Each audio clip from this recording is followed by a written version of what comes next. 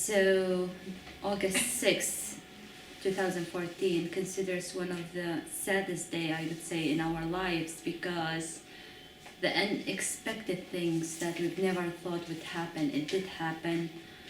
Watching the news and what was happening in Mosul in Syria, we've never thought that our turn would come to be driven out of our homes, let's say our villages, our towns. So on August 6th, when a couple of missiles fell into many houses, killed 3 children and a woman in her 30s who was engaged to get married. It was a very sad moment. It was an alarm for us, but still, lots of people start marching to leave. But as sisters, we thought it will be good to stay. We thought it will be like the first displacement that we have in June, that will go for a couple of days and come. So after the prior spoke with us, we said to her, no, we're staying this time.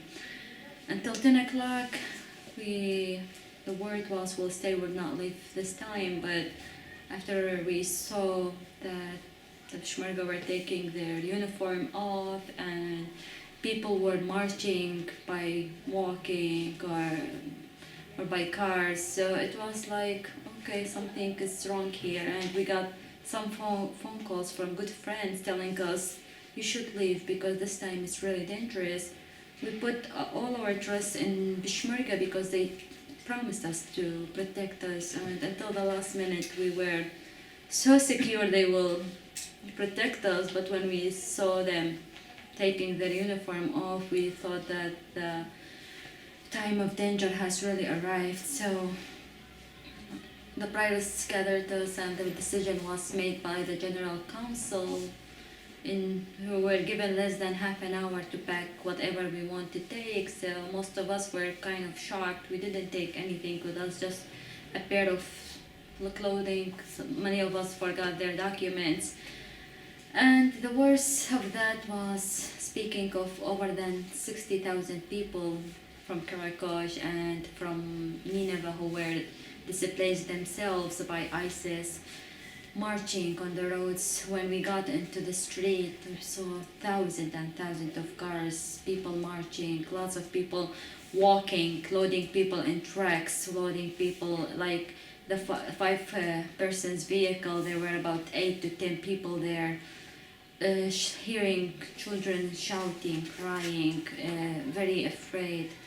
So an hour distance from Karakosh to Erbil, it took us 10 hours. So from 11:30, we didn't get until next morning, exhausted with no water. We're speaking of August, and the heat is unbearable in Iraq in August, over 100 degrees, without water, hungry. By the time we got here, it was more horrible to see people scattered everywhere like a sheep without shepherd, on the streets, on the yards, and the churches, everywhere.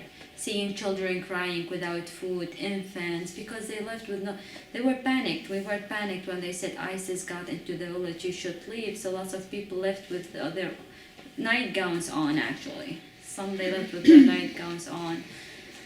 So